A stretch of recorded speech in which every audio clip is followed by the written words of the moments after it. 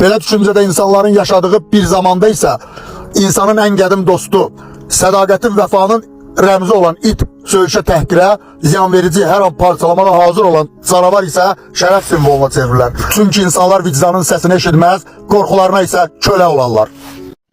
Bir gün çoban iti ilə canavar yolda təsadüfən rastlaşırlar. Hal-əhval tutduqdan sonra canavar üzünü çoban itinə tutub deyir: "Hə dostum, danış görüm, insanların münasibəti necədir? Onlar sənə qarşı necə davranırlar?" Çoban iti pərişan halda başını aşağı salır və onlar bir-birlərini təhqir etdikdə, alçaltdıqda bir-birlərinə it oğlu it deyə bir-birlərini aşağılayırlar. Və bu mənim çox xətrimə dəyir. Canavar təəccüblə: "Niyə? Sən nə edin? Onların uşaqları mı qorxutdun?" Çoban iti: "Yox əslində," deyə cavab verir. "Bəs yaxşı, onlara xəyanət mi etdin?"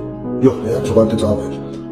Canavar istehza ilə: "Bəs yaxşı, onlar öz içlərində qorxmaz, cəsur, azad, ağıllı, müdrik olanlara necə müraciət edirlər?" İt pərt və pərişan halda onlara canavar, qurd deyirlər. Canavar gülümsəyir və deyir: "Mən sənə illərdir deyirəm ki, dostum, bizlərdən biri ol, amma sən məni eşitmirsən. Mən sənə deyirəm, gəl qoşul bizə, canavar sürülərinə. Amma sən illər boyu onların sürülərini bizdən qordun. Onların uşaqlarını qorxutmamıza imkan vermədin. Onların evlərinə baskın etməyimizə imkan vermədin. Onların həyat bazalarını, mal heyvanlarını sədaqətlə qorudun. Və bu da sənin mükafatın."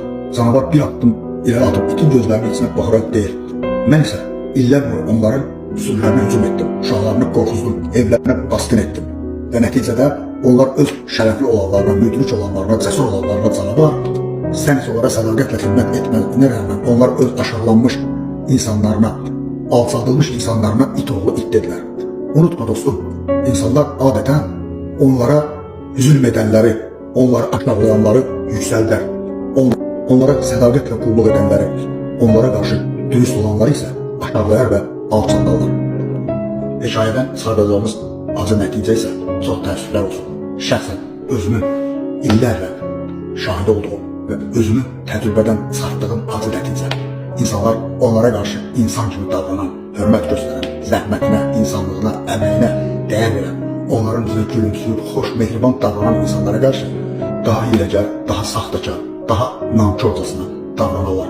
Və bu cür iş idarə edənləri zəif, bacarıqsız görərlər və ələ salırlar. Çünki o insanlar mərhəmət, rəhəm və insanlıq görürlər. Amma daha sərt, qəddar olan, qamçını əlindən yerə qoymayan, artıq işlədən, üzünə gülümsəməyən, ancaq sərt, sifətindən zəhər tökülən və başının üstündə diyalog qəddarcasına qışqıra-qışqıra, işlədənlərə isə hörmət göstərər, qabağında quyruq buluyar, yaltalanlar.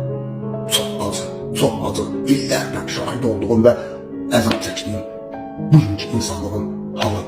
Biri sədaqətli olanda borcudur da, necə olmalıdır ki, sədaqət göstərməlidir də, başqa nə eləməlidir ki, borcudur deyə münasibət göstərirlər.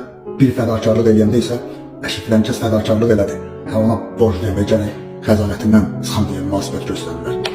Biri başını salı başarı sakit, səssiz işləyəndə belə də olmalıdır da, necə olmalıdır ki, işləməlidir də, belə olmalıdır deyə münasibət göstərirlər. Bir işləmədiyi halda yalandan haykü salıb, qışqır bağır salan kimi tez qabağında quyruq buluyub onu könlül alıb susturmalar. Belə düşüncədə insanların yaşadığı bir zamanda isə insanın ən qədim dostu, sədaqətin, vəfanın rəmzi olan it, söyüşə, təhqirə, ziyanverici, hər an parçalamaya hazır olan canavar isə şərəf simvoluna çevrilir. Çünki insanlar vicdanın səsini eşitməz, qorxularına isə kölə olarlar.